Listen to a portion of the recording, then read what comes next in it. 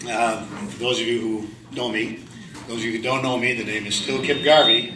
Can't change that. I've been dancing since 1957, and square dancing, and calling since 1960. So I've been around for a little bit. I've seen a lot of changes happen to our activity, and that's what we're going to talk about today. I have a handout here that will explain what we've been able to do with the Jackson Claim Jumpers, a wonderful club. For the past 2.5 years, we've been able to take the club and basically double it, almost triple it in size. So we have some exciting news for you in that regard too. Now, so that we can all get on the same page, it's really critical, I think, that we understand where we are in the process. What brought us to this point where we have to listen to saddened news like Jim Osborne is here today. Jim just came in and reported that a 40-year-old club, Sunnyvale Singles, has folded. This club, when Gary Carnes had it, ran beginner classes that were 25, 30, and 35 squares in size. So, also we have another club, the Crazy Daisies. How are they gone, Jim? Yep. They're gone as well. When I moved from Massachusetts to California, Fremont area, I was the club caller for the Keyway Swingers. Club over 60 years old. They folded up last December. So we have to really start taking a look at what brought this about. Where are we today? We've spent a lot of time speculating. We spent a lot of time supposing, and a lot of time, not enough time, really understanding what caused this, so that if we can address the true causes, I think we can find a solution. I think we can. Now, in 1968, I was a sophomore in college, calling for 8 years, and the most profound characteristic of our dancing at that time was the horrific number of new calls that were being written all the time. I had to actually subscribe to 3 different caller note services: the Southern California note service, Will Orlick's note service, so I could get the information out of the Midwest, and Jack Lazzary's note service, so I could get the information from Florida and the East Coast. And I remember distinctly that in some of those months, the number of new calls that would be published in these note services were as high as 37. There was one month where there were 44 new calls at one time. So could you imagine what the dancers in that day were going through? Every single dance, they expected that they would be walked through a new call. It was just common that they would walk through a new call. The walkthroughs and the workshopping, even during Saturday night dances, was an expected part of the dance. And that had to stop. And we were getting the hue and cry from across the nation that had to stop. Dancers just wanted to dance. They didn't want to be workshopped all the time. Call Lab started in 1972 and became a functioning organization in 1974. And in 1976, it published its first dance program. And that was called the Mainstream Program, pure and simple. Now, it wasn't as simple to design that as you might think. The callers from all around the country were contributing their experiences, and there was not a lot of agreement as to what should comprise our mainstream dancing. Not a lot at all. And so for those callers to finally agree on the 68 basics contained in the mainstream program was a huge step forward for the activity. However, what was overlooked in the process is that dancers at that time were only learning 54 calls. And so a brand new dancer who walked in could dance in 10 weeks, learn the basic calls, and in another 10 weeks learn the extended basic calls, and they would know 54 calls. And then they would go out and they would dance. So can you imagine how that compares to where we are today? But when the mainstream program was designed, they took the 54 calls and immediately added 14 to them. That's where they came up with 68. So these 14 calls weren't brand new calls. They were experimentals that had been workshopped several times throughout the years prior to the acceptance of the dance program. However, most of the existing dancers knew these calls, and so they were okay. But a brand new dancer now had to learn not 54, but 68 brand new calls. And that lasted for how long? For 1 year. And then the callers from the East Coast, myself included, callers from the West Coast, particularly California, but not so much Washington and Oregon, I might add, felt it wasn't enough. Callers from the huge metro areas of Chicago, St. Louis, Dallas, Texas, it wasn't enough. The mainstream 68 was not enough. And so they came up with another list of an additional 12 calls. And the powers that be in Call Lab, they thought they were just forming one dance program. They didn't think they were designing multiple dance programs. So they simply said, okay, in those areas, you guys can do a thing called mainstream hyphen plus. And in the other areas of the country that didn't want to do that, you just did mainstream. So what do you actually think happened, or what did you see on advertised dances? You saw mainstream hyphen plus. That's what you saw. And that was the first time the word plus was introduced to our dance programs. But now that 68 had an additional 13 calls. And that's what they didn't anticipate and think enough about. That a brand new dancer did not have to know 68 calls now. They had to learn 71 calls before they became totally functional. How long did that last? Are you ready? 1 year. That was 1977. By 1978, the convention convened and they decided that, hey, the 13 calls just aren't enough. We need another 12. And so then other factors inside Call Lab said, basically, and it was led by guys like Jack Murtha. Anybody here remember Jack? Well, God bless his soul. He was right on track. Jack wanted to preserve the mainstream 68 calls regardless. He was adamant, and he brought his military training into it and demanded that they freeze the mainstream program at 68, break the word plus off of it, just keep mainstream 68. So Plus now had two programs. They had Plus 1, which was the 13 calls, and then they had Plus 2, which was 12 calls. 12 more calls. So that brings the total up to 93 that a new dancer has to learn before they can come in and dance Plus 2. A year later, they combined the Plus 1 and the Plus 2, and that became what we have today, which is now 29 additional calls beyond mainstream, and that's our Plus program. Meanwhile, who are the movers and shakers? I think most of them are in this room right here today. All right, the most avid dancers of the time, what were they doing? They were the ones running the executive committees, the executive boards of the clubs. They were running the associations. They were doing everything they could to develop square dancing, which is the right thing.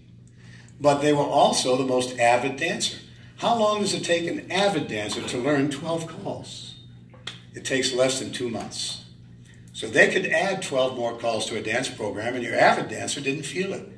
But you got further and further, farther and farther away from your newer dancer. The newer dancer was reaching all the time.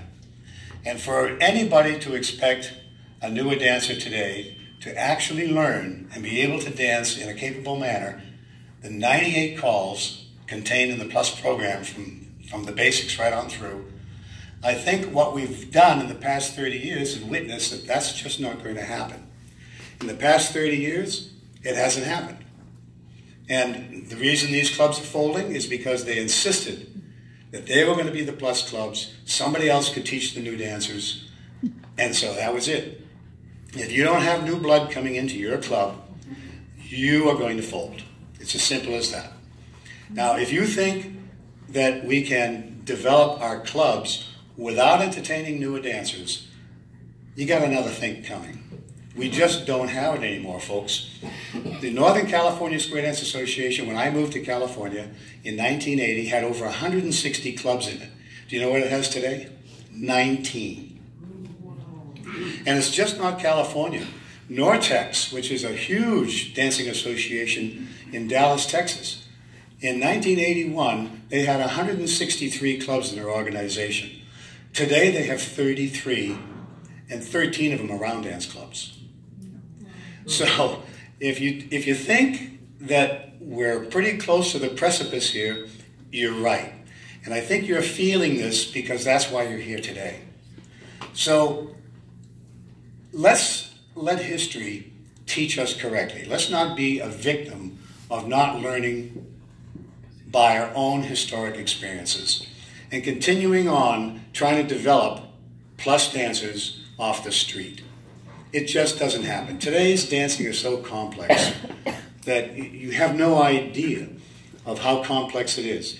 But if you could be in the situation of a square dance caller who's trying to teach people who come in off the street how to understand that a circulators take the place of the dancer ahead of you, and they're looking like, where? Ahead of you, the dancer ahead of you. Somebody's back. Can you see somebody's back? Oh yeah, I see their back. So they circulate, and then the back disappears. Where'd they go now? Now this is something that we experience as the trainers of the dancers, but you don't normally see it if you're dancing. To actually get what we call the spatial orientation, to understand how we interact with 7 other people in different geometric formations, is a lot of information for newer dancers to absorb, and they cannot do it if you're bombarding them with additional vocabulary all the time, every dance, 2 new calls, 4 new calls, 3 new calls. It will not happen. What has Call Lab done to address this? Because in the 90s, there was a huge hue and cry across the land that the reason we're this way is because Call Lab programs. If they hadn't started those darn programs, we'd have been just fine. Well, unfortunately, we live in what we call a graduated society. From the time that we're this high, we enter the 1st grade, 2nd grade, 3rd grade, 4th grade. Everything that we do in life is graduated. So in trying to organize dance programs, it was impossible to do so without coming up with a graduated structure. So it wasn't the graduated structure that was the problem. The problem was that the graduations started too high. We were so focused on plus and calls beyond mainstream that we were already out of the reach of the newer dancer before we even started. So what has Call Lab done? They began to realize the issue in the 90s, and they put together a program, began in 1996, and they said, maybe the programs are not correct. If we're going to change the programs, what should we do? And they put together the best minds in the business, and they called it Team 2000, because that was the goal. Started in 96, but they knew they wouldn't be able to get anything done until the year 2000. So they called themselves Team 2000. Out of that collection of the smartest guys and gals in the industry that I've ever had the pleasure to work with, it was brilliant, they came up with a very simple proposal. And you have to understand that in 1997, the Direction, which is the publication that goes to Call Lab, every single issue had essays that would give both pros and cons to changing the dance program. So this was a sophisticated and an all-encompassing effort on Call Lab's part to see if changing the dance programs would really do anything. The 1998 convention was dedicated to the single question. The only thing that was going to be voted on that year was whether or not they were going to change the dance programs.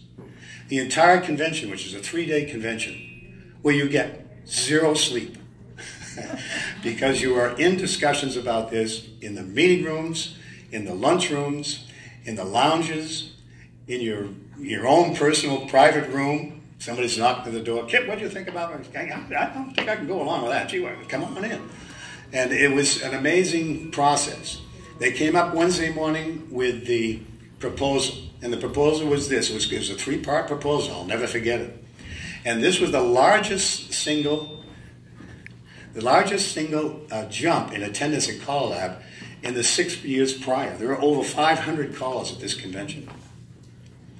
And so the question came up. It was a 3-part question, and it said, Call Lab will design an entry-level program that will be 25 weeks long, and it will select the calls from the basic list, and possibly from the extended list if necessary. That was part 1. Part 2, the second dance program would be comprised of any calls that were not selected from the basic list, but were on the extended program, and they were also on the mainstream program, and any of the plus calls that were available at the time. And then the third aspect was the third dancing program will be extended applications of these first 2 programs. What you and I might recognize as all position dancing or dance by definition. All right, they'd walked away from those 2 terms by 1998, and they were emphasizing standard applications and extended applications. So, in a horrific vote on Wednesday morning, the vote came down, and I'm not exactly sure of the number, It was either, I think it was 216 to 216. It was the only time in this convention that they'd ever had a question fail by that, in that manner. Because, and it also illustrated how hugely divided our square dance community was. And we had a lot of pressure from overseas callers who were saying, you know, these dance programs are fine. If you guys used them right, you'd be okay.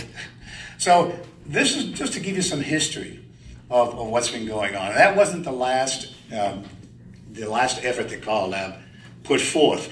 In the year 2000, it came up, I think it was 1999, Mike Seastrom had a new dancer in his class, and this guy was a whiz. He was a national marketing genius.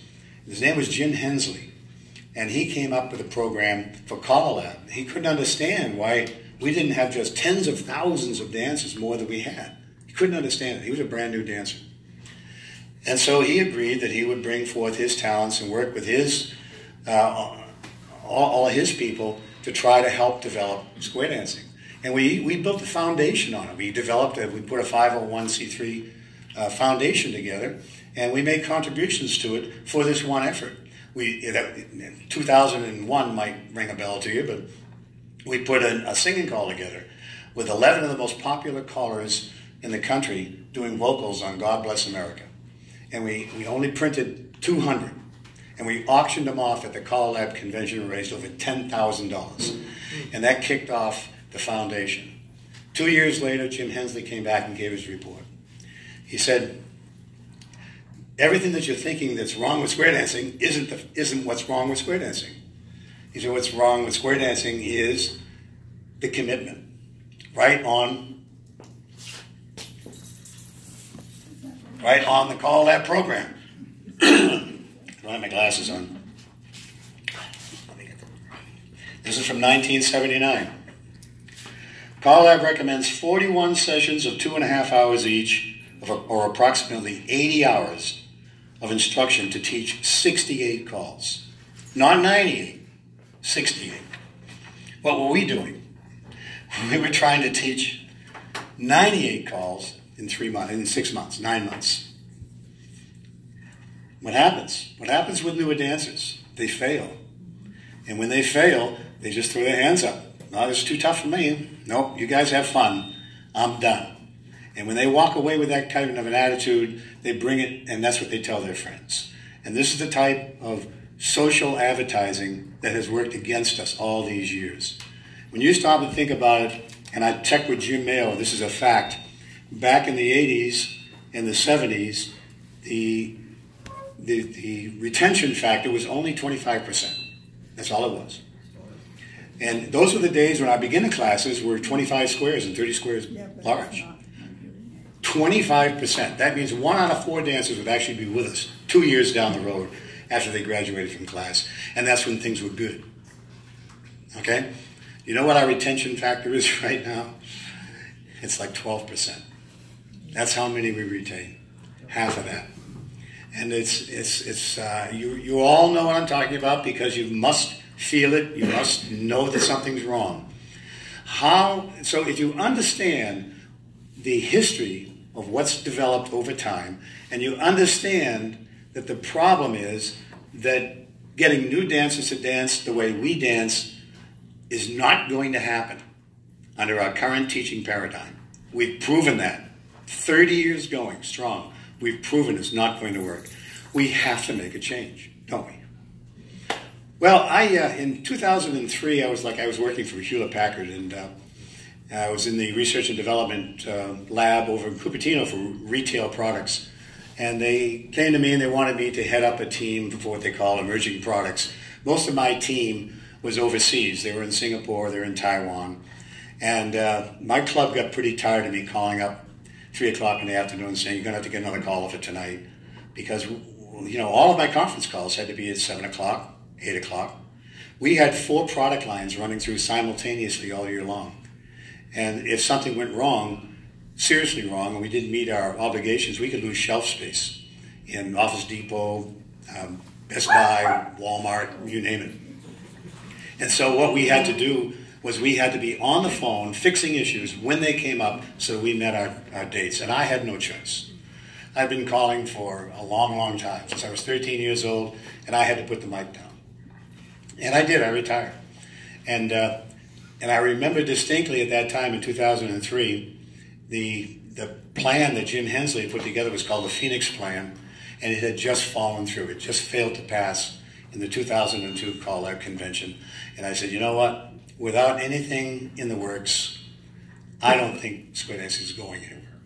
I really think it's on a dead-end street. I walked off for 13 years. My phone rang. It was Mary Lambert in the fall of 2015, and she said, Kip, you don't know me, but.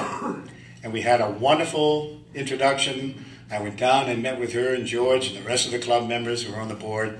We talked for a while, and they were losing their club caller at the time. He was going to be gone in January. And so my next call, because I always do it, it's just one of my professional things, I called that caller on the phone, and I said, I'm being talked to with the Jackson Claim Jumpers, and I want to make sure that you are, in fact, retiring and everything's in. Oh, yeah, he said, Kip, go ahead, green light, go. So I sat down with them, and then I said, okay, now how are you going to run your program? Give me some history. What about your classes? Tell me how many people are in your club from the last 3 years of classes. And the answer was like 4. Was it 4, maybe? And I said, well, you know, you're not going to survive. It's not going to work that way. What you're going to have to do is we're going to have to design a new way to entertain new dancers and to keep them in the club as long as we possibly can. We may only end up with our 25% final retention after 2 years, but we have to do it this way. You cannot expect the dancers to come in off the street and be dancing with you on Monday nights, which is their plus dancing night. And it just won't, it's not going to happen, and I won't be a part of it. And so I didn't do it to twist their arm. I did it because I really honestly felt that way. If you don't do things differently, you're going to lose. You're just going to lose eventually. And so I came up with a plan. They sat down. They kicked it around. I had 100% support from that board to start with a program that I have right here, right now. Ray? Where's Ray? Ray, you want to pass these out? Terry, you want to help?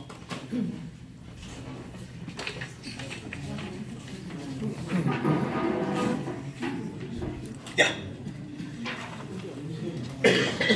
This gives you the complete history of the 2.5 years of what we did at Jackson Claim Jumpers, okay? Including all the numbers. And I'm one of these anal kind of guys, you know. I keep track of everything. I never throw anything away, and I like to keep records.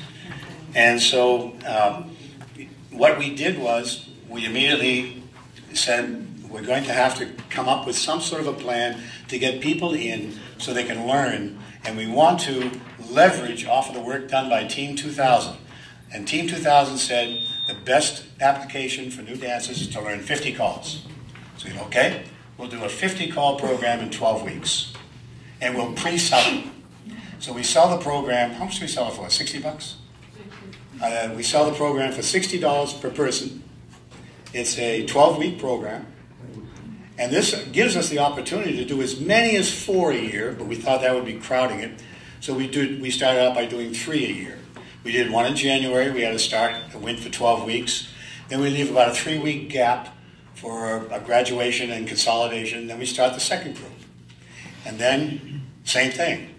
12 weeks later, 15 weeks later, we start the third group in May. So we did January, May, and September. We did those 3 starting times. All right? There were classes where we had phenomenal success. Our very first class was huge. It had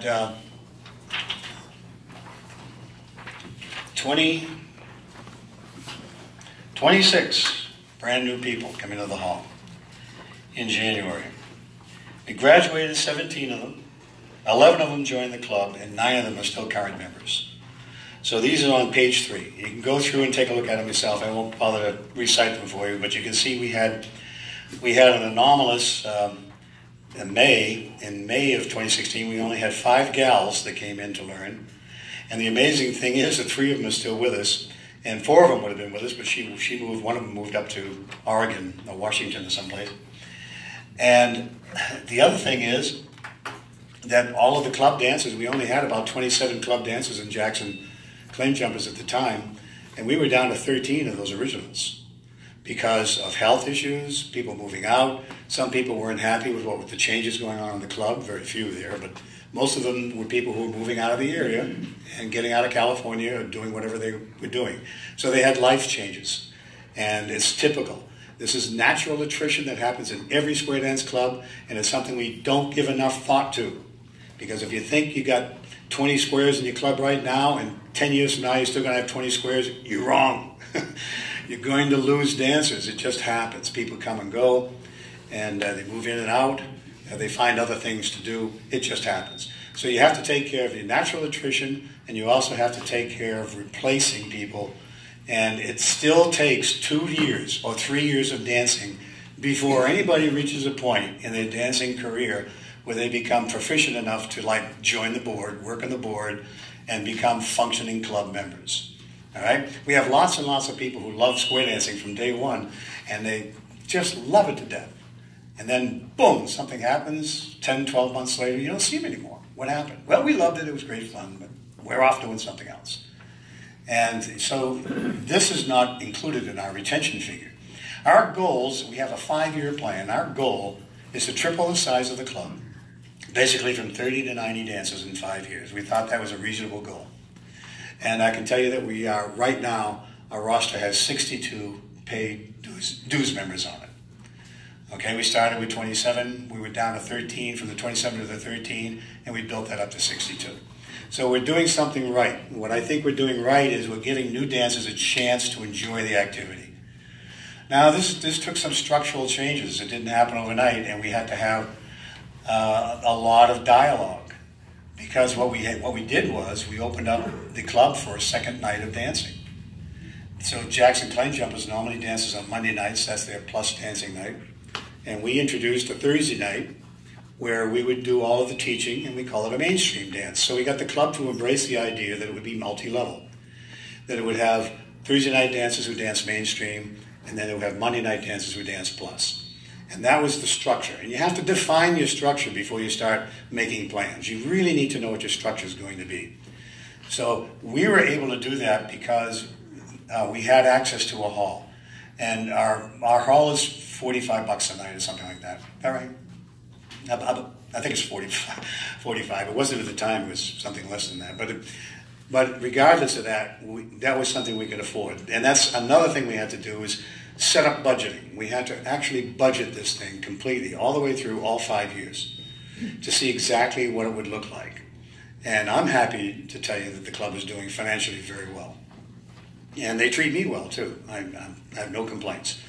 So it wasn't that somebody had to give up half of their night's pay or anything. That just didn't happen. Everybody is happy. The money is in place. The club is moving along really, really well. The final thing we had to do was design the Thursday night so we could accommodate those new dancers who finished the 12-week program. And also, this 50-call 12-week Learn to Dance program is another initiative within ColleLab that's about ready to break out. It's called the Sustainable Square Dance Initiative. However, that particular program, they're trying to rebuild basic clubs.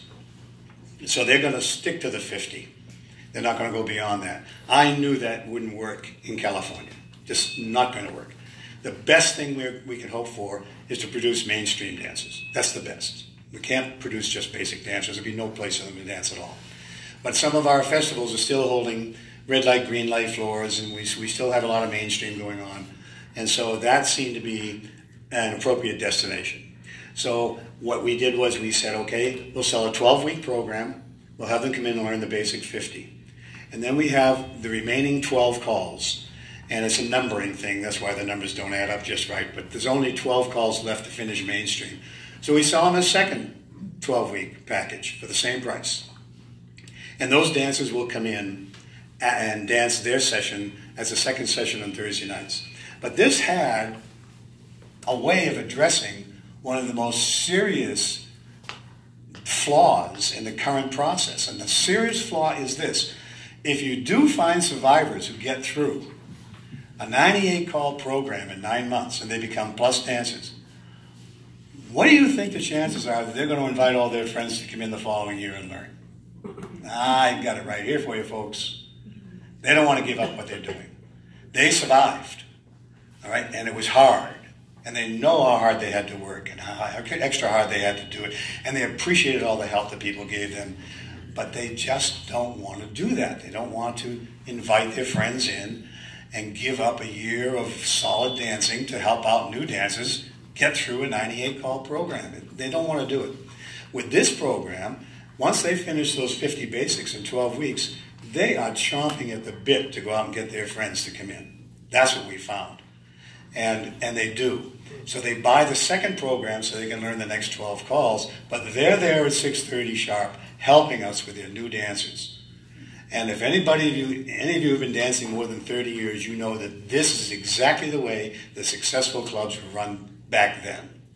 It was satisfied, happy, satisfied dancers bringing their friends in, dancing with them while they learned the calls. And so this is a huge characteristic of the program that makes it work.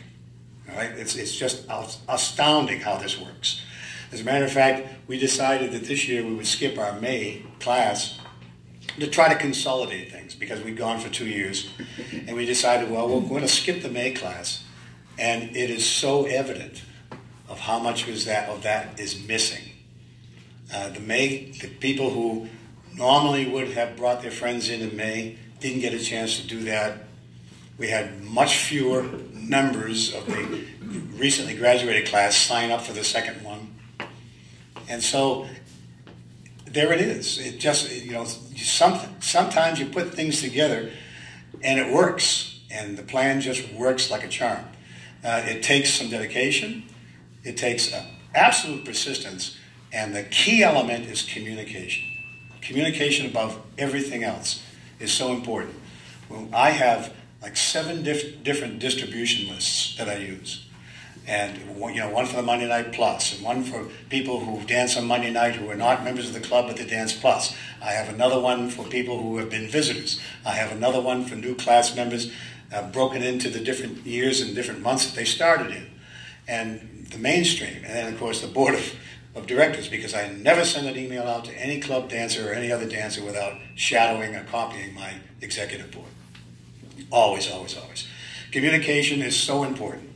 And when people feel like they're being, they're part of the group and they're getting these emails, they respond very positively. And they come in and they help you out. Heck, we had a chili cook-off out of the blue last Thursday night. It was a great success, wasn't it? Yeah. We saw that the Calaveras Twirlers were going to do a chili cook-off dance with Terry Collin. On July 14th? Yeah, you're calling the dance, Terry. Come on. And we said, gee, that'd be fun. So why don't we'll do a club chili cook-off so we can get one contestant that'll go over there and enter their chili cook-off. And it was great fun. We had a great fun. So there's a lot that's coming into this that I wish I could express to you without boring you to tears of how wonderful it is to get that feeling again. Because you know what? When I worked for HP, I lost it. I lost the feeling. Feeling was gone. I was a successful caller. I've been all around the world calling. And, it wasn't any problem for me to get on the stage and deliver a really good dance. It's just in my blood. But I could see it. I could see it on the faces of the dancers. They would lose patience with each other. The camaraderie wasn't there. The sociability wasn't there. Heck, when I call for jokers, do you know on Wednesday nights we used to go out to that pizza shack from across the street from Frank and Mary Feddick's house? They gave us the key. They cooked up 5 pizzas. They put out 7 pitchers of beer. He locked the place up, gave the key to Frank. The whole club would go over there. And we wouldn't leave there until 2 o'clock in the morning, 3 o'clock in the morning. And we had like Jay Klassen and Bill Davis and Honey Wilson and Bob Southern and a lot of the calls all meet over there when they finished their dances. It was great fun. All right? Have you seen anything like this going on in today's culture? No. No, you don't. So that's what we want to do with Jackson. That's what we've done. I'm going to turn the floor over to you now for questions. We're recording this because we've had some requests from around the country to put this on a YouTube video. That's why I see the cameras up. And so I'm going to repeat your question, and then we'll try to give you an answer, or we'll let anybody answer. Go ahead. Club dues for playing jumpers. Cost. Club dues. Oh, God, did you have to start there? Are $25 per person a month. And what we've discovered with the 50 basic calls is that those people at the end of those 12 weeks are not ready for membership at that point. At first, we offered them membership, but then we lost those members because they weren't ready to be that involved yet. Those people that continued and finished mainstream, they were then committed. And then we got dues from them. So we offered membership after mainstream, and it's $25 per person per month. So the dues are $25 per person per month. Down here? So if they do the $25 a month, do they then pay a weekly amount on top of that? No. No. No, your $25 a month entitles you to dancing any night you want. So that if you're a plus dancer and you're dancing on Monday nights and you want to come in on Thursday nights and dance, you can just come right in and dance. Okay? If you're a Thursday night dancer dancing mainstream and you want to dance on Monday night, no. Only because you don't know the calls. And we had a question over here. Kip, are you teaching by definition? That's a really good question. My teaching by... The question. Repeat it. The question is this. She said, Kip, are you teaching by definition? Well, that has different meanings to different people. Okay? I'm a firm believer that when you are a teacher, you teach people what they need to know in order to get them to do what you want them to do at the time. I also, and by the way, I taught high school for 12 years. So I have a little bit of knowledge about teaching. And I also know that advanced concepts come later. And with newer dancers, they don't have the spatial awareness to really understand a pure definition. So when you say, do you teach by definition? I teach them by the definition of the terms I use as helper words to help them through the calls. So if I say touch a quarter, girls connect with a right hand, that's my help. That's my definition. Okay, I'm going to turn this down. Hang on a minute. So it's not that I do not teach by definition. I definitely do. But it's over time. There's a time window when people are ready to accept an expanded explanation of a call. And if you hit them with it too early, it's gone. They just get confused. They're totally wiped out. Okay? One of the most difficult calls to teach, believe it or not, is recycle. All right? It's a difficult call to teach. And so as a teacher, when you say teach by definition, this one I do absolutely teach by definition because the definition is absolutely correct. And it says, your very first move, drop hands. All right? So that eliminates the possibility of this pull them all around stuff that you get. And if they're using hands and pulling around, I guarantee you the minute they're half sashayed, men in the center of the wave, they're going to end up wrong. All right? So you have to teach them that way. Now, you can teach newer dancers how to do that because you can just tell them flat out. And here's the call. First thing I want you to do is drop hands. And you just check, make sure they have all dropped hands because some of them are going like this. Okay. You too. Okay. And then you just teach them the move. So, okay, so dance by definition. During my years in Call Lab, and I worked my way through the chairs there. I was a vice chairman and all that kind of stuff. And I don't want to get into that. But I was also very adamant about all position dancing and dance by definition. I said there is no place in the dancer's vocabulary for those terms. That's good for callers to understand. But there's no place in the dance's vocabulary, because if you put it there, you're going to start seeing it on flyers. And now you're going to see it next on caller contracts. Kip Garvey, we want you to call a plus dance for us, APD, on this date. Now I'm on a contract. I got to walk into a hall. They have no idea who's going to be in the hall, because we're booking this thing a year and a half, 2 years out. They have no idea who's going to be in the hall. They have no idea what time of the year it is. They have no idea about any of that. But they walk up to me and say, remember, Kip, this is APD. So what have they just said? No matter what you do tonight, you're going to lose, Kip. You're going to blow the floor. Because you're going to at least drop half of your floor. Either that, or you're not going to be calling according to the contract, and I refuse to pay you. So it's very difficult. That whole business of dance by definition and opposition dancing, like I said, it really belongs up with the callers so they can understand how to apply it. We have ways of making you better dancers. We can do it. If you'll trust us, we can do it. All right? But there wasn't a lot of trust going on in those years between the dancers and the callers, and the dancers were walking around thinking that APD was wonderful.